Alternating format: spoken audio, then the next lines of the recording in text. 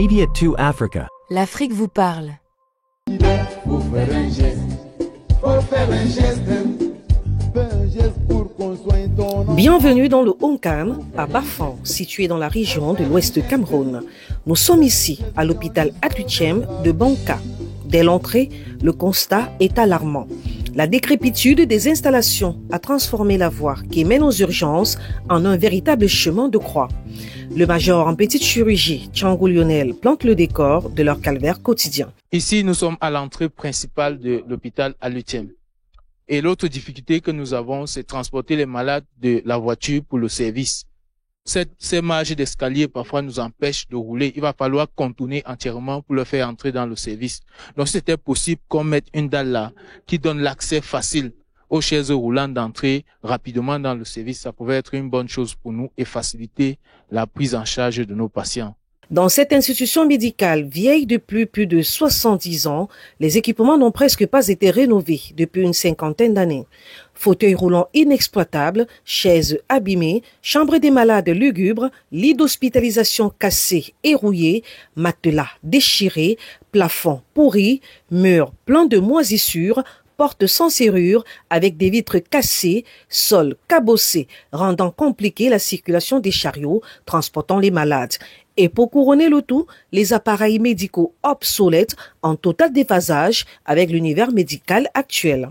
Pourtant, l'hôpital Atuchem de Banka est reconnu pour la qualité des soins à moindre coût de son personnel hautement qualifié. En plus des populations de Banka, près de 30% des Camerounais venant des grandes villes du pays sollicitent cet établissement hospitalier qui offre 90% des besoins en santé, selon le directeur de l'hôpital, Achidi Danji Julius. 1% de nos malades viennent des grandes villes du pays, c'est-à-dire Yaoundé et Douala, parce qu'ils viennent chercher des soins de qualité par rapport à notre plateau technique existant. Donc, nous avons les grands services traditionnels, c'est-à-dire la chirurgie générale, la médecine, la pédiatrie, le service de maternité et néonatale. Nous avons un service de chirurgie bucco-dentaire. Nous avons un laboratoire qui fait tous les examens nécessaires pour pouvoir poser des diagnostics devant les pathologies. Nous avons un service de kinésithérapie qui offre des soins d'accompagnement pour les patients qui ont fait des AVC et qui ont bénéficié de chirurgie, de traumatologie. Et nous offrons aussi un service avec une unité de prise en charge pour les patients vivant avec les VIH/SIDA.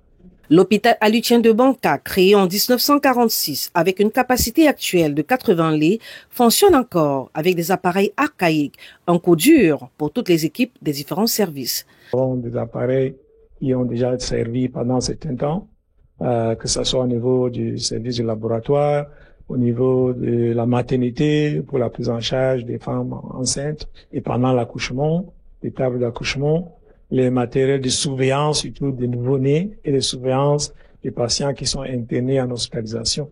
Donc tout ce qui a trait avec le matériel médical devrait être d'un grand appui, sans oublier même les lits et les matelas sur lesquels le patient doit s'hospitaliser. Devant les urgences comme un accident vasculo-cérébral, il est parfois nécessaire de gérer ces patients qui ont une altération de leur conscience. Donc, le temps de les stabiliser, peu importe la cause, que ce soit l'hypertension ou toute autre pathologie, avant de penser à une évacuation, soit pour des examens approfondis, soit pour une prise en charge spécialisée dans les hôpitaux éloignés. Nous sommes sans ambulance, nous sommes obligés de faire appel à une ambulance privée pour les transferts à des patients pour la prise en charge ailleurs. Et parfois, ça entraîne un retard dans le transfert de ces patients.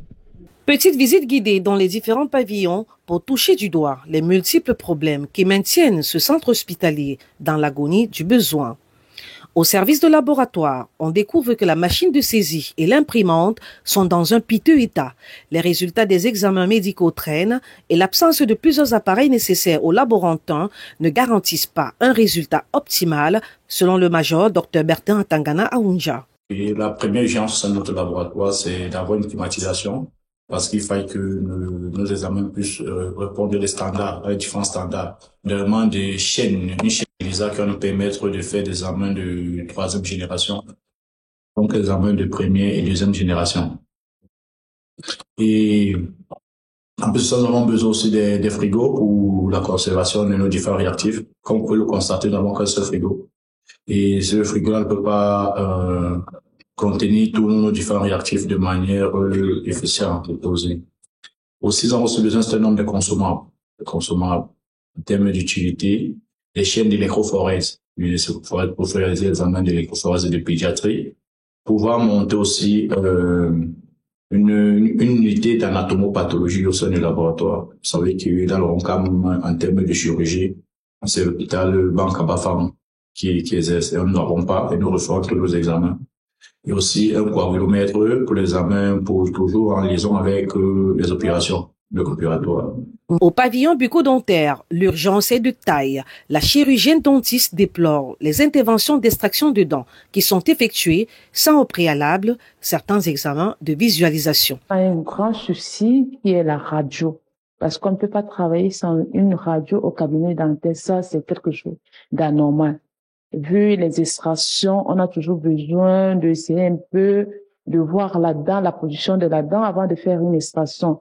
Il y a aussi des appareils où nous avons aussi des problèmes concernant ça. Vous voyez, actuellement, il n'y a pas de détartrage, je veux dire. Il y a beaucoup de problèmes, mais bon. Non loin, en physiothérapie, les équipements destinés à la rééducation des malades et personnes du troisième âge se sont usés avec le poids du temps. De nombreux équipements feront le bonheur des patients en quête de guérison musculaire et bien d'autres. Nous avons besoin des électrostimulations communément appelées 15. Nous avons besoin d'ultrasons pour le traitement des blessures musculaires. Besoin des coussins chauffants. Voilà un peu ce que nous avons besoin en plus et la rénovation du service. Au niveau de la maternité et en néonatologie, les femmes en travail et les bébés nés malades reçoivent des soins dans un système de suivi doté d'appareils archaïques et inconvenants au regard de la modernisation et de la technicisation de la médecine dans notre pays.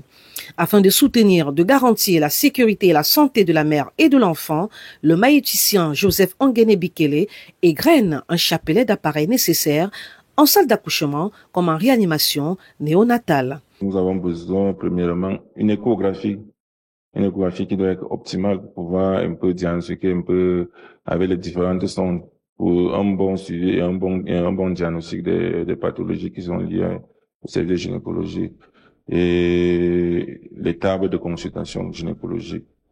On sait tout ce qui vient avec. Et en salle d'accouchement, nous sollicitons si on peut avoir des tables d'accouchement électriques. Ça veut dire on peut les manœuvrer comme on veut et on peut pas avoir panier facilement à certaines complications.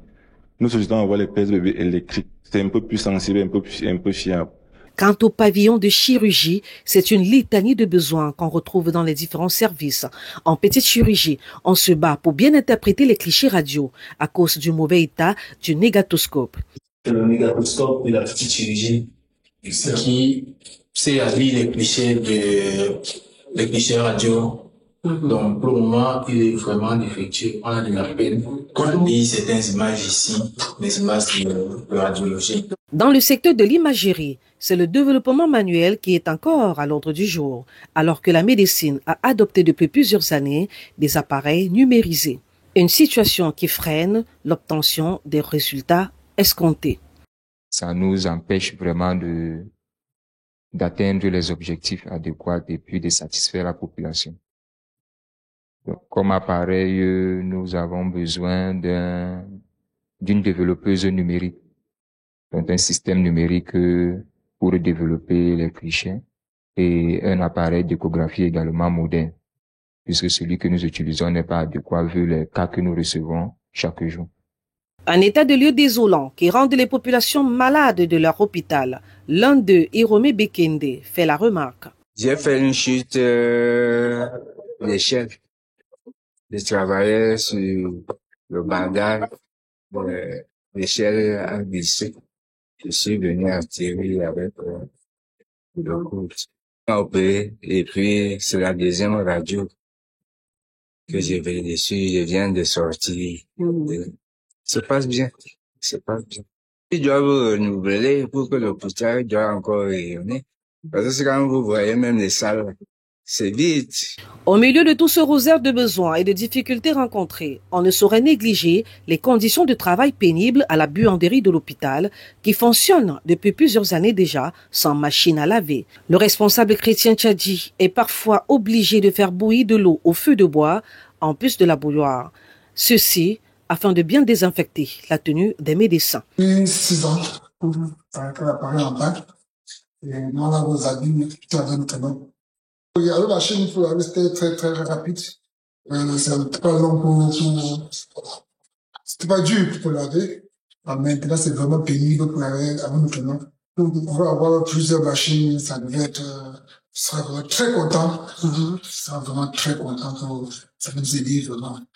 Au total, l'hôpital Al-Lutiem de Banka-Bafan est une institution médicale sous assistance respiratoire.